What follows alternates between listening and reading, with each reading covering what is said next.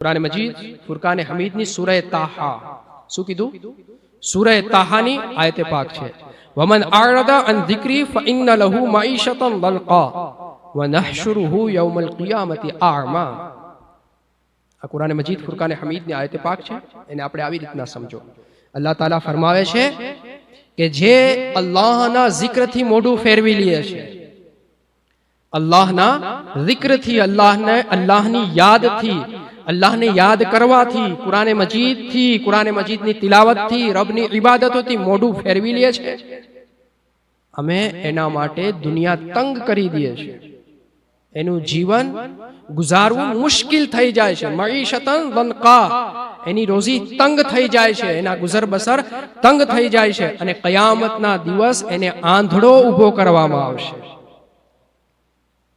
શું કીધું? રોજી તંગ થઈ જશે અને તેને હશ્ર શું થશે? કબ્રમાંથી ઉઠશે ત્યારે આંધળો ઊભો કરવામાં આવશે. જ્યારે એને રબની બારગાહમાં લાવવામાં આવશે ત્યારે કહેશે, જે વ્યક્તિ હશે કહેશે, قال ربي لما حشرتني اعمى وقد كنت بصيرا. એ અલ્લાહ, મને આંધળો શા માટે ઉઠાવવામાં આવ્યો? મને મારું હશ્ર આંધળો શા માટે થાય છે? હું તો જોતો હતો, મારી આંખમાં તો રોશની હતી, હું આંધળો નતો દુનિયાના અંદર, હું તો આંખ વાળો હતો, મને કેમ આંધળો ઉભો કરવામાં આવ્યો? રબ કહેશે, قال كذلك اتتك آياتنا فنسيتها وكذلك اليوم تنسى. અલ્લાહ તાલા ફરમાવશે, અમારી આયતો તારા પાસે આવતી હતી, અમારી આયતો તારા પાસે આવતી હતી, તો તે શું કર્યું? એ આયતોને ભૂલાવી દીધું, એના ઉપર ધ્યાન ન દીધું. ત્યારે એના ઉપર ધ્યાન ન દીધું તો આજે અમે પણ તને ભૂલાવી દીધું. તને એમ થતું તું મારે જરૂરત નથી, મારે એનું કાંઈ કામ નથી, આના વગર પણ મારું હાલી જ જશે, હાલે જ છે. તો હવે જોઈ લે શું થાય છે.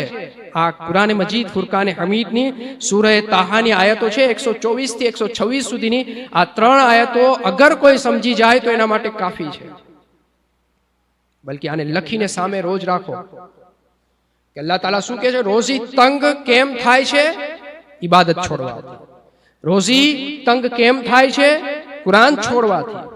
રોજી બંધ કેમ થાય છે? અલ્લાહ અને રસૂલના અહેકામની પાબંદી ન કરવાથી.